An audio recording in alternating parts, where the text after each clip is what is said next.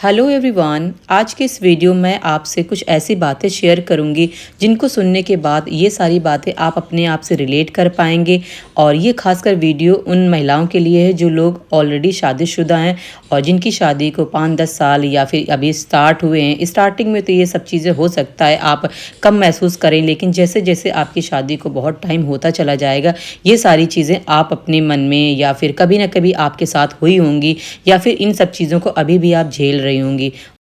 और जिन लड़कियों की शादी अभी होने वाली है, अभी हाल फिलहाल में या फिर उनकी तैयारी चल रही है शादी की, तो वो इस वीडियो को देखने के बाद बिल्कुल भी ये ना सोचें कि शादी इस तरह की चीज़ भी हो सकती है, ख़तरनाक हो सकती है, हसीन ख्वाब हो सकता है या कुछ भी ऐसा मन में बिल्कुल भी मत लेके आएँ। क्योंकि मैं सिर्फ अपना एक्सपीरियंस शेयर कर रही हूँ और जिनसे मैंने बहुत सारी ऐसी ज़िंदगी में गलती भी की है या फिर कह सकते हैं कि वो चीज़ें मेरे साथ में घटित हुई हैं जिनको जो चीज़ मैं आपके साथ में साझा करने जा रही हूँ।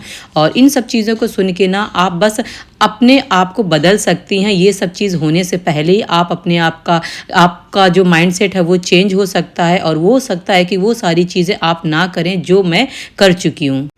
और देखिए, शादी एक हसीन ख्वाब की तरीके होता है और जो हम सपने में देखते हैं, जो फ़िल्मों में देखते हैं, जो जिसके बारे में सुनते हैं, शादी जस्ट उसके उलट होती है। क्योंकि शादी एक ज़िम्मेदारी का नाम होती है और सिर्फ़ अपनी ज़िम्मेदारी या अपने हस्बैंड की ज़िम्मेदारी नहीं होती, पूरे परिवार की ज़िम्मेदारी होती है। और ये शायद ना ज़िंदगी तब बदलती है जब ये ज़िम्मेदारी सिर्फ़ और सिर्फ़ लड़कियों पे ही लागू होती है। ऐसा नहीं होता है कि शादी के बाद लड़कों की ज़िंदगी नहीं बदलती, बदलती है, लेकिन बहुत ज़्यादा ज़िंदगी में चेंज आता है वो सिर्फ़ लड़कियों की लाइफ में ही आता है। क्योंकि वो अपना घर परिवार, अपना करियर, अपनी पढ़ाई लिखाई सब कुछ छोड़ छाड़ के शादी के बंधन में बंधती हैं और बहुत सारी उम्मीदें होती हैं कि घर परिवार के जो लोग हैं वो उनसे बहुत ज़्यादा प्यार करेंगे, बहुत उम्मीदें भी होती हैं शादी से। और ये जब तक हम शादीशुदा ज़िंदगी जी नहीं रहे होते, 2-4 साल नहीं बीत जाते, तब तक हमें ये सब सपने की तरीके लगता है कि नहीं शादी ऐसी होगी वैसी होगी। जब एक्चुअल हकीकत में उतरते ना तो शादी एक ऐसा लगता है ना, इतनी बड़ी जिम्मेदारी होती है जिसको शायद आप पूरी उम्र निभाते निभाते रह जाओगे,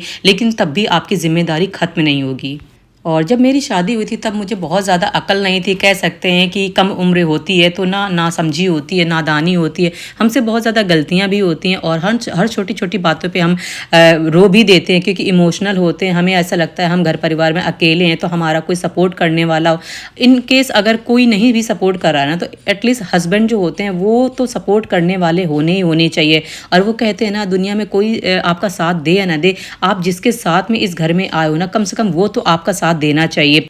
और मैं आपसे कुछ ऐसी बातें शेयर करूंगी जिनको सुनने के बाद में ना आप ये कह सकते हैं कि ये गलती थी या फिर सिचुएशन थी या जो भी था, जैसा भी था, ये जो भी था अच्छा नहीं था फ़िलहाल तो। क्योंकि इसकी वजह से ना हम अपने बहुत साल जो हैं वो ख़राब कर चुके होते हैं और हर छोटी छोटी बातों को अपने मन में लगा लेते हैं। जब देखो घर में 4 बर्तन होते हैं ना तो वो खटकते ही हैं, क्योंकि ना उन पर आवाज़ आती ही आती है। और ये बहुत ज़्यादा तब महसूस होता है जब आप बहुत सारे लोग के साथ में रहते हैं, बहुत सारे लोग के साथ घिरे रहते हैं, घर परिवार में सास ससुर नंद देवर सब कोई होता है, तब ये सब मुसीबतें ज़्यादा आती हैं। और जब आप अकेले होते हो तब ये सब चीज़ें ना आप फील ना कर पाओ, क्योंकि आप हस्बैंड वाइफ होते हो घर पे। अभी बहुत ज़्यादा इतना कोई आपसे बोलने वाला नहीं होता है, हर चीज़ पे आपको नुक्स निकालने वाला कोई नहीं होता है।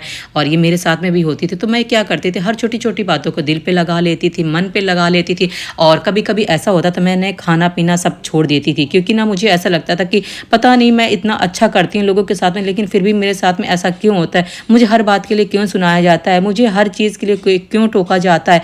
और इसमें जो होते थे हस्बैंड जो है वो साथ कभी देते थे, कभी साथ नहीं देते थे। लेकिन यही सब करते करते मेरी जो ज़िंदगी के अहम जो साल थे वो ऐसे ही ख़राब हो गए।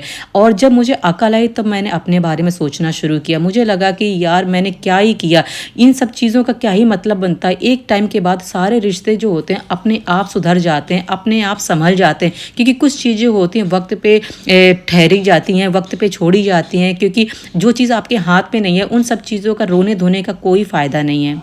सबसे पहली गलती तो जो मैंने की थी कि हर किसी की बातों का अपने दिल पे लगा के रखना, वो आपको नहीं करना है। क्योंकि अगर आप ऐसा करोगे तो सिर्फ और सिर्फ नुकसान जो होगा वो आपका ही होगा, किसी और का नहीं होगा। क्योंकि जो रिश्ते होते हैं ना वो हमेशा एक जैसे नहीं होते। अगर आपका अभी टाइम खराब है, कल को वही आपका टाइम सही हो जाएगा तो रिश्ते भी अपने आप सही हो जाएंगे। ये चीज़ सीखने में मुझे बहुत साल लग गए, क्योंकि ना उन सब चीज़ों की परिस्थितियों में मैं इतना उलझ गई थी कि मुझे ये सब चीज़ें सोचने के लिए कभी मैंने अपने इससे ऊपर कभी सोचा ही नहीं कि कि शायद कुछ चीज़ें ना वक्त पे भी छोड़ी जाती हैं, तो आपको भी यही करना है। जो चीज़ आपके बस में है अभी आप वो करो, जो चीज़ आपके बस में नहीं है वो मत करो। सबसे पहले अपना ध्यान रखो, बाकी दूसरों का ध्यान रखो।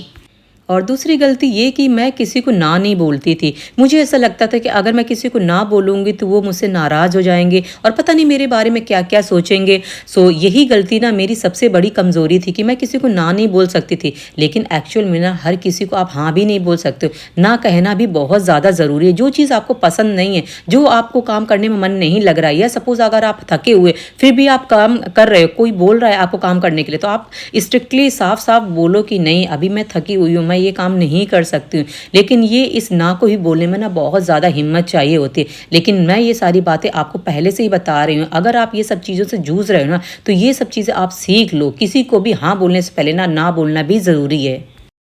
और अगली गलती ये कि मैं तैयारी करती थी, मैं पढ़ना चाहती थी, लेकिन मुझे पढ़ने के लिए समय नहीं मिलता था। तो सबसे पहली बात तो यही थी कि मैं बहुत ज़्यादा काम करती थी, जिसकी वजह से ना मुझे पढ़ाई के लिए बहुत कम टाइम मिलता था। लेकिन यही मेरी सबसे बड़ी कमज़ोरी थी, और शायद मेरी जो नौकरी है ना बहुत साल पहले लग चुकी होती। अगर छोटी-छोटी गलतियाँ जो है ना वो अगर उससे सीख लेके मैंने सबक लिया होता, तो शायद ये सारी बातें मैं आपको नहीं सिखा रही होती। और ये सारी बातें मैं इसलिए आपको बता रही हूँ कि अगर आप अभी भी पढ़ रहे हो, अभी भी आप ससुराल में रह के, या फिर आपके पास बहुत सारे ऐसे लोग हैं जो आपको पढ़ने नहीं दे रहे हैं, तो सच बताऊं, आज आपका ऐसा समय है ना, जो आप घर पे अगर नहीं पढ़ पा रहे हो तो घर से बाहर आप लाइब्रेरी ज्वाइन कर लो, वहाँ पे जाके पढ़ लो। कम से कम 5-6 घंटे आप बाहर रहोगे तो वो आपका अपना होगा, अपनी तैयारी होगी, जिसमें आप कुछ बन जाओगे ना, तो ये सब जो चीज़ें हैं ना जो अभी बेकार चल रही वो सब सही हो जाएंगी। लेकिन शायद आज से 12-13 साल पहले ये सब चीज़ें ना सुविधा नहीं थी, तो इसीलिए मैं घर पे ही रहती थी और मैं अपने आप को बहुत ज़्यादा टाइम नहीं दे पाती थी। शायद इसीलिए आज भी मेरा स्ट्रगल जो है वो जारी है। और आखिरी गलती ये कि मैं अपने आप को इग्नोर करती थी, जबकि यही सबसे बड़ी आपकी ताकत होनी चाहिए। अपने आप को कभी भी मत खोने दो, क्योंकि अगर आपने अपने आप को खो दिया तो शायद आप अपने आप को संभाल नहीं पाओगे, वापस अपने आप को नहीं पा पाओगे।